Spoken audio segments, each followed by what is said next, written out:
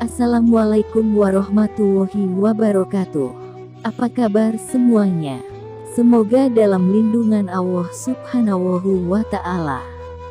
Kali ini Mimin akan membagikan kisah 3 orang tuli dan Darwis bisu ketika kata-kata tidak berguna. Kisah ini dikutip dari sindonews.com. Pada suatu ketika, hidup seorang penggembala miskin.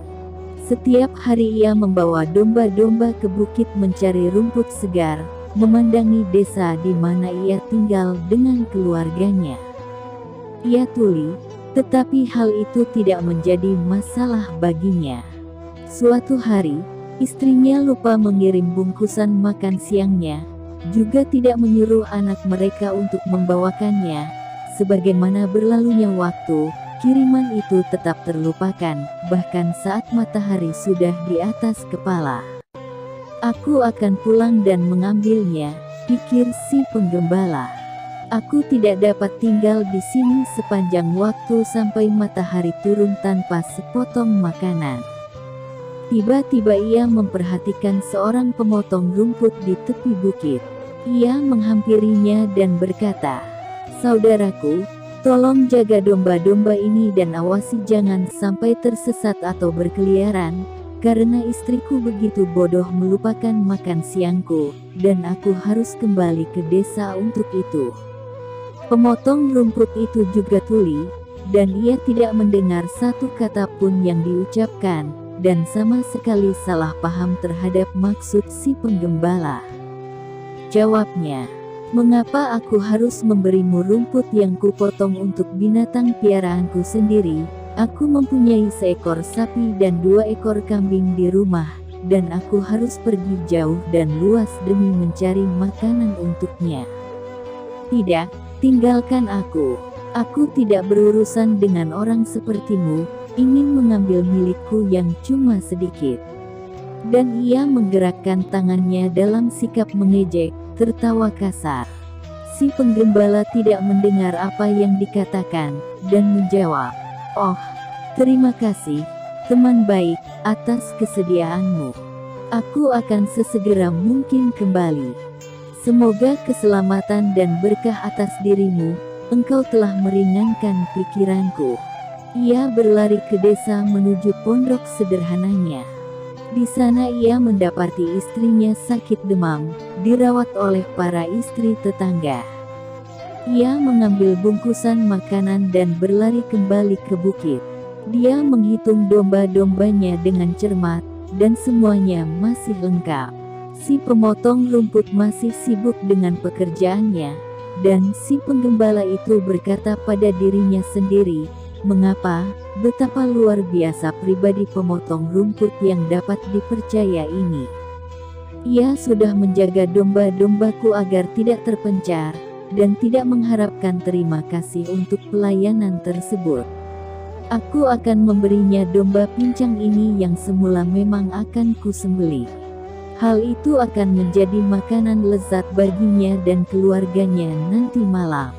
Maka sambil memanggul domba pincang di atas bahunya, dia berlari menuruni bukit serta berteriak, "Hai, saudaraku, ini hadiah dariku, karena engkau telah menjaga domba-dombaku selama aku pergi. Istriku yang malang menderita demam, dan itu menjelaskan semuanya. Pangganglah domba ini untuk makan malam nanti. Lihat, ia mempunyai kaki yang pincang dan memang akan kusembelih." Tetapi di lain pihak si pemotong rumput tidak mendengar kata-katanya dan berteriak marah, "Penggembala busuk! Aku tidak pernah melihat apa yang telah terjadi selama kau pergi. Bagaimana aku dapat bertanggung jawab atas kaki pincang dombamu? Aku sibuk memotong rumput, dan tidak tahu bagaimana hal itu terjadi. Pergilah, atau aku akan memukulmu." Si penggembala itu amat heran melihat sikap marah orang tersebut, tetapi ia tidak dapat mendengar apa yang dikatakannya, maka ia memanggil seorang yang tengah melintas menunggang seekor kuda yang bagus. "Tuan yang mulia, Aku mohon katakan padaku apa yang diucapkan pemotong rumput ini. Aku mengalami tuli, dan tidak tahu mengapa ia menolak pemberianku berupa seekor domba, dengan kekesalan seperti itu. Si pengembala dan pemotong rumput mulai berteriak pada musafir tersebut, yang kemudian turun dari kudanya dan menghampiri mereka. Sang musafir yang ternyata adalah pencuri kuda dan sama tulinya, ia pun tidak mendengar apa yang mereka berdua katakan. Ia tersesat dan bermaksud bertanya di mana dirinya berada saat itu.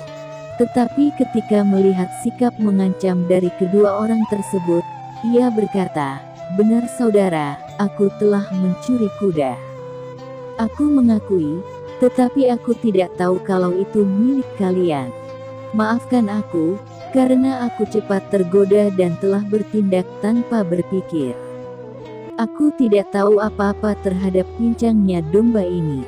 Teriak pemotong rumput, "Suruh ia mengatakan kepadaku, mengapa menolak pemberianku?"